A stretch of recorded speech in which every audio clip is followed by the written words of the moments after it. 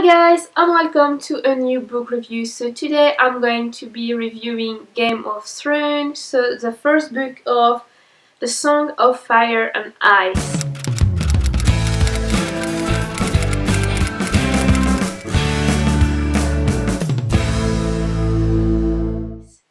And I have to put on some disclaimer first. So I read the first book, which I'm going to review today.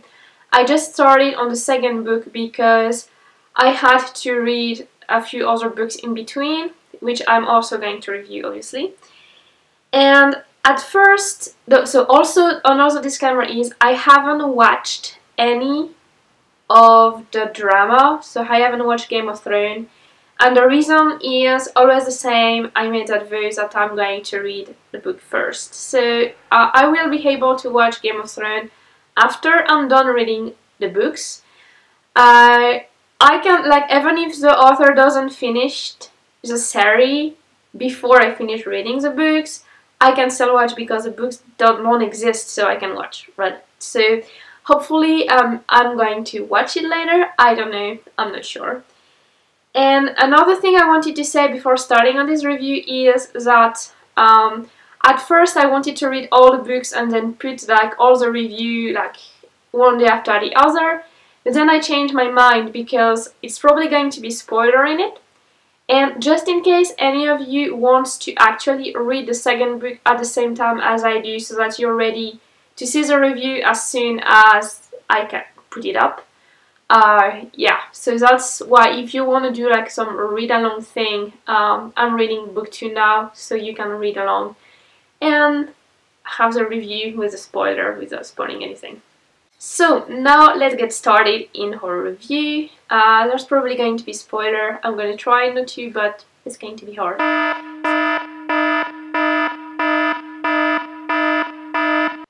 So first, I have to say I thought that this was going to be like overrated because I have this tendency of thinking that if something is super popular, it's probably not that good.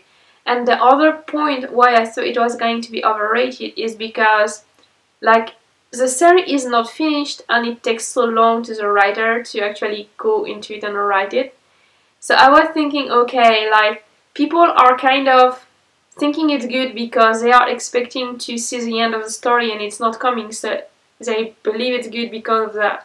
Because normally when you have like a high expectation on something, you kind of overestimate how good it is. So I thought, that's going to be overrated and I don't want to watch. Like I had a friend giving me a lot of bad review of Game of Thrones, like the TV program. So I was like, okay, maybe it's not for me. And then I started reading it and I didn't actually get into it for a while. So I started reading it and it was like, oh my god, that's going to be long and I'm bored reading it. Like the beginning of the book, I don't think it's that good. I think it's kind of boring. Like they find the wolves and that's kind of interesting, and I'm kind of interested of the kid who actually disregard having any wolf for himself but then managed to get one. So I'm always thinking, that kid is interesting, but except for that, like the POV of Bran, I didn't like it so much. So it started really badly for me, so I read that. And then I get carried away and I read other things because I was bored, right? And then I decided, okay, I read other things and this is still on my Goodreads showing as reading now and I have to finish it. So I just went into it again and tried to continue reading it. And the more I read, the more interesting it got.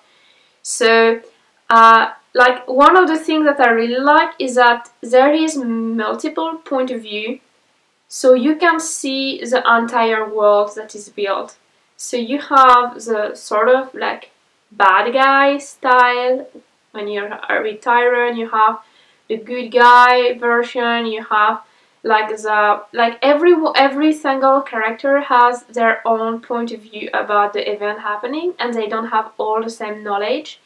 So when you change character point of view, you're going to see different things, like different places, different settings, and it's going to carry you through different, like you are in the north, and then you see the lady is going to see her sister in that mountain that is so hard to get to, and then you have like the palace, you have all those little different places, and you also have like another kingdom with those horse riders and that princess over there that is like thinking about the dragons. So you have all that, and it's basically epic fantasy of sort, because it's kind of epic because you have like all those kingdoms and those kings and princesses and ladies and all the complot going on, and who is want to murder who and who got murdered by who, and like is there poison or like all that kind of epic style. And then on the other side you have the very like basic lifestyle of the princess in exile, like Diane. And so you can see all those multiple things, and you don't really know how they actually fit so well together. Like the point is you have this story, so probably Daenerys wants to go back to get the throne with her brother, but maybe she's just happy where she is because she never knew her own country, and then she has those dragon eggs, and like all the way through you have this feeling that something is happening with those dragon eggs because even so they're supposed to be stoned, she's just so close to them. And on the other side you have like Jon Snow, who's gone far away on the wall, and you don't know, like he wants to be with his family and he wants to fight with his family, but at the same time he has this loyalty to the wall. So you have this, it's kind of separated, even so it has still a link between the event, if you know what I mean. It's like they all do their own thing to get to their own goal, but at the same time, since they are family related to each other, sending messages to each other or have history together, it's all kind of related. So I think it's very interesting and very, very complex. It's complex, and at the same time it's pretty straightforward. It's just like it's like an historical event and people doing things like one after the other. If you watch historical drama before, like Henry VIII is pretty good. Well, Henry VIII is showing you only one place. Or like Jewan in the Palace, the Korean thing is also pretty good.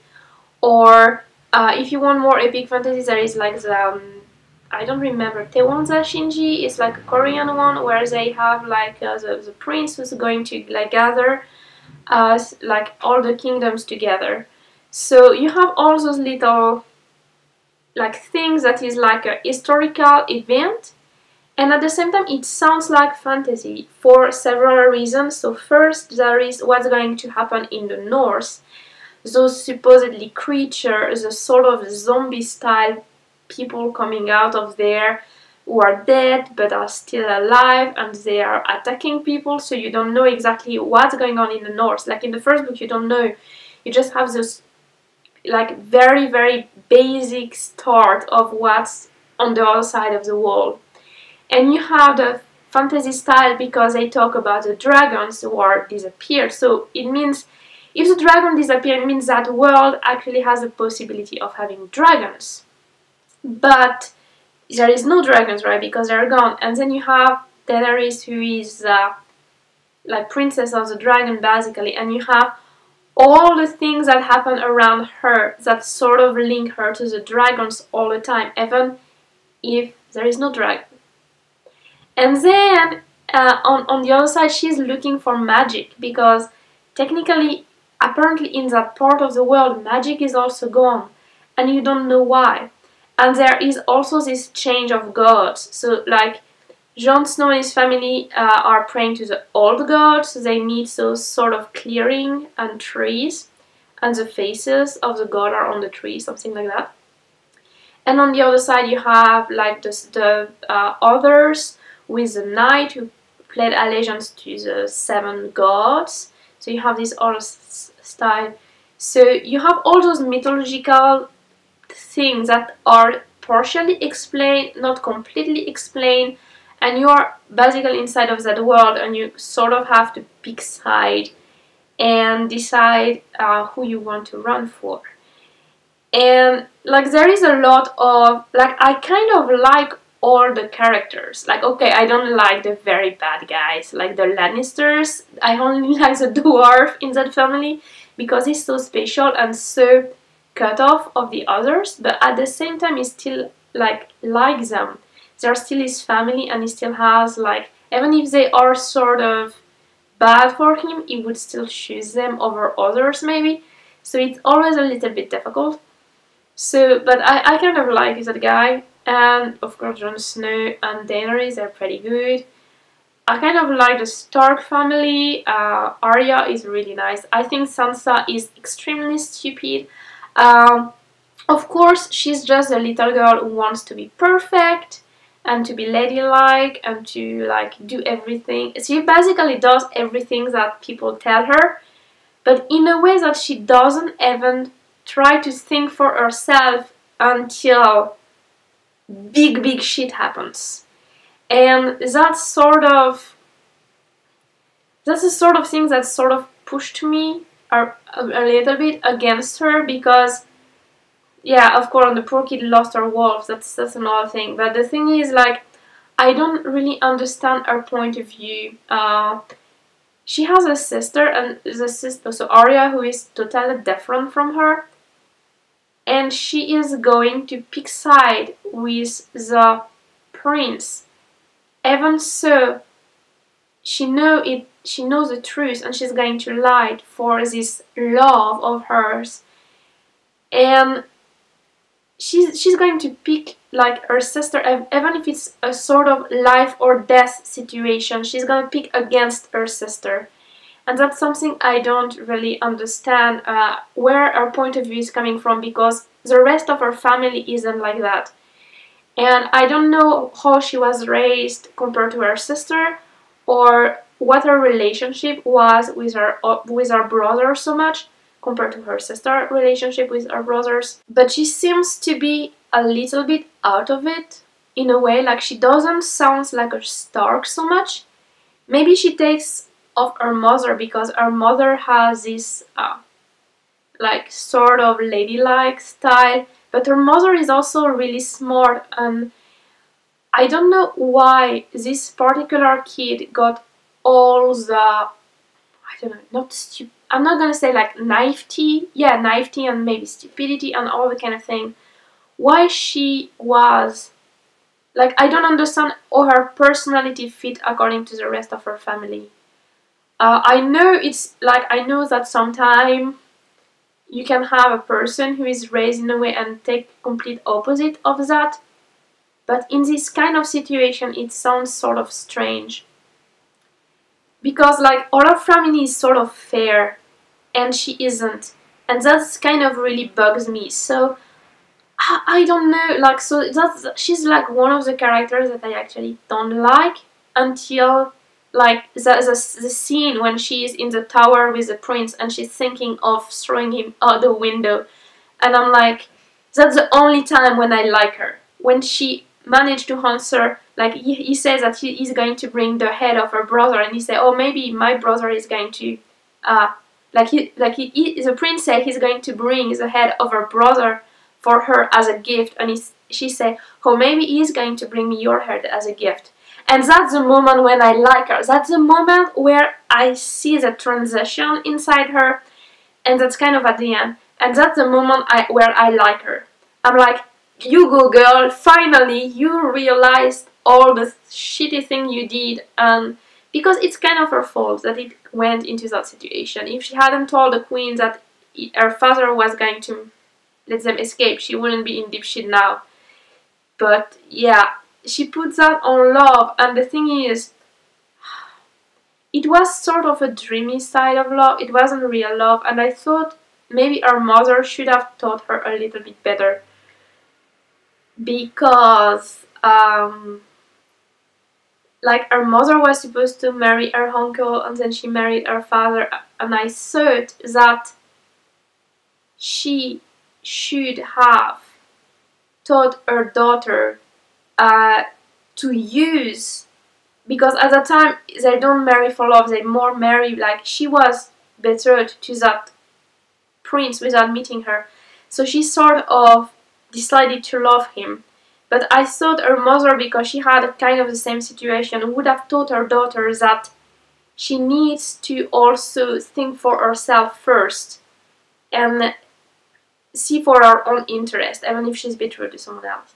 And that's something that's why I guess I don't understand Sansa so well, because it seems like she just takes everything people, like she just takes the pretty side of things and never really analyze anything. And like compared to Arya is like the complete opposite. Arya is going to get in trouble for being fair and doing the right things, even if it looks wrong in the eyes of everyone. So I like Arya a lot better. And yeah, but I think we needed to have like a Stark staying at the palace after the fact. So it had to be, like, Sansa had to be what she is for the story, I guess. But anyway, so that's all for this review today. It's a very good book. You have so much going on and there is like so much to the story. Even if I give you some spoiler today, I'm pretty sure like there is so many things happening that it doesn't really even matter. It's really cool. It's a really cool book. I'm currently reading the second book. It's probably going to take me a while because it's even longer than the first. And I kind of want to see how the story evolves, and it just sort of starts where it wasn't before. So, and we directly go to Arya because, yeah, I really wanted to see what happened to Arya. I was a little bit on the fence there. There is a kind of cliffhanger on that part, so yeah, the second book starts really well. So yeah guys, that's all for today. I hope you enjoyed this video. If you have read the book or if you're just watching Game of Thrones, leave me your comment in the comment section below. Let me know what you think about this book. And if you want to read it, just read it because it's really awesome. It's totally worth your time. If there is a book that's totally worth your time reading it, it's that one. So just go for it guys.